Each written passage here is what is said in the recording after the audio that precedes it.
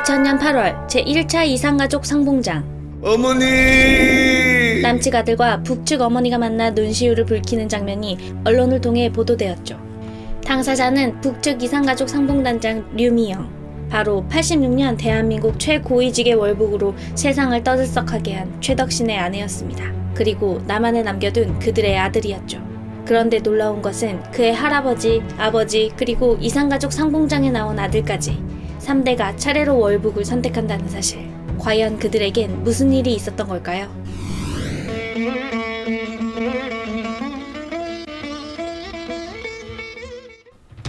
(1926년) 한창 일제의 핍박을 받던 시절 독립운동가였던 최동호는 독실한 천도교 집안 출신이었죠. 일제의 감시가 날로 심해지자 중국 상해를 거쳐 만주로 가 학교를 세웁니다. 북한의 독재자 김일성이 김성주였던 시절 바로 그의 제자였습니다. 김일성은 반공주의자였던 아버지 동지들의 권유로 화성의숙에서 학업을 이어갑니다. 사실상 독립군을 양성하던 학교, 그리고 교장이었던 최동호. 자네 우리 집에 와서 밥 먹고 가지. 하지만 아버지를 여의고 방황하던 김일성은 학교를 그만둘 결심을 하게 되죠. 그를 말리던 스승 최동호가 보낸 응원과 격려가 김일성의 정서에 큰 영향을 끼쳤던 걸까요? 그를 뒤로 한 채 결국 떠나게 되지만 이후에도 그 순간을 잊지 못했죠. 22년 후인 1948년 4월 최동호는 독립운동을 하던 중 해방을 맞게 되고 남한의 대표단으로 남북연석회의에 참가하게 됩니다. 그리고 평양에서 재회하게 된 김일성. 옛 스승님을 여기서 만나다니 어서 집으로 모셔. 그에게 극진히 대접받고 돌아오게 되죠. 북한 권력 한가운데 서게 된 제자. 그런데 김일성은 이후 남한 사회에서 강력한 영향력을 미치고 있던 지도자들을 북한으로 데려올 계획을 세우죠. 이른바 모시기 공작. 최동호는 한국전쟁 중 인민군이 서울을 장악했던 당시 북한행을 하게 됩니다. 김일성을 만나고 온 지 2년이 지난 후였죠. 한편 남한에 남겨진 그의 아들 최덕신. 1947년 봄 대한민국 육군사관학교 특별반 3기생으로 입학한 그는 초고속 진급을 거쳐 1948년에는 육사 교장의 자리에 오르게 되고 남한의 권력층에 자리 잡은 것은 물론 탄탄대로의 삶 또한 보장받는 듯하던 그때 아버지가 북한으로 넘어갔다는 소식을 듣게 되자 우리 아버지는 납북당하신 거요. 가족의 월북이 사회활동에 불이익을 주던 시절 그는 군복을 받지 않기 위해 필사적으로 주장했죠.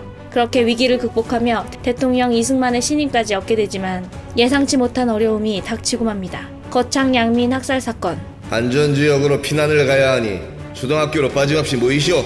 1951년 2월 죄 없는 민간인들을 피난을 빙자에 소집한 후 무차별 학살한 일이 발생하고 말죠.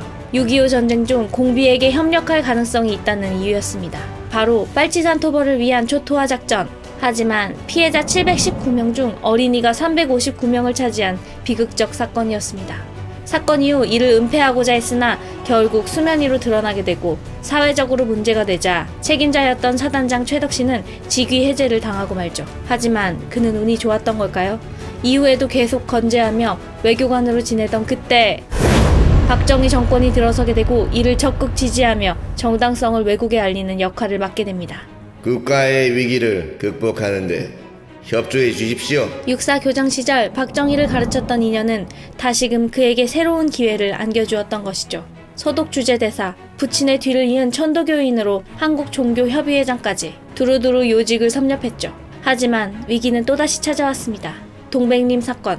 1967년 서독에 거주하던 교포 유학생들을 북한 공작원에 포섭된 간첩으로 몰아 납치한 사건이 발생되었죠. 국제적으로 이슈가 된 것은 물론 외교적인 문제로 번져나가자 서독 대사였던 그도 빠져나갈 수 없었습니다. 당장 그만두게 해! 이후 아버지의 뒤를 이은 천도교 지도자로 활동한 최덕신. 이 기회를 잘 이용해야겠어. 1971년 대선을 앞두고 박정희와 김대중의 전면전이 예고되자 박정희를 밀어주는 대가로 막대한 자금 지원을 받기도 하지만 천도교 내부와 박정희와의 갈등으로 결국 미국행을 택하게 됩니다. 하지만 그곳에서 노후를 보내던 그에게 미국은 그저 징검다리에 불과했다는 사실. 5차례에 걸친 방북. 최덕신 동무, 부친의 뜻을 이어 과거에 구애받지 말고 통일을 위해 손잡읍시다. 이곳에 오시면 내 대우는 확실히 해드리리라. 평생을 대한민국의 군인으로 외교관으로 몸담으며 살았던 그였지만 결국 부인 류미영과 함께 월북을 결심하고 실행에 옮기게 되죠. 그리고 이는 광복 이후 최고위직의 월북 사건으로 남고 맙니다. 24년이 지난 2000년 8월 남한에 남겨졌던 최덕신의 아들은 월북 이후 만나지 못했던 모친과 재회를 하게 되죠. 북한 측 이산가족 단장이 되어 나온 류미영과 재회를 하고 난 후 3대를 이은 월북, 결국 그도 같은 길을 걷게 됩니다. 가문이 대대로 안겨사는 고마운 조국을 따르는 길이 돌아가신 부모님 유언을 지켜드리는 길이기에 늦게나마 이곳에 왔습니다. 2019년 7월 6일 평양국제공항을 통해 도착하며 북한에서의 제2의 인생을 시작했죠. 파란만장한 역사의 한가운데 분단된 남과 북을 오가던 한 집안. 과연 그들은 분단의 피해자일까요? 아니면 조국의 배신자일까요?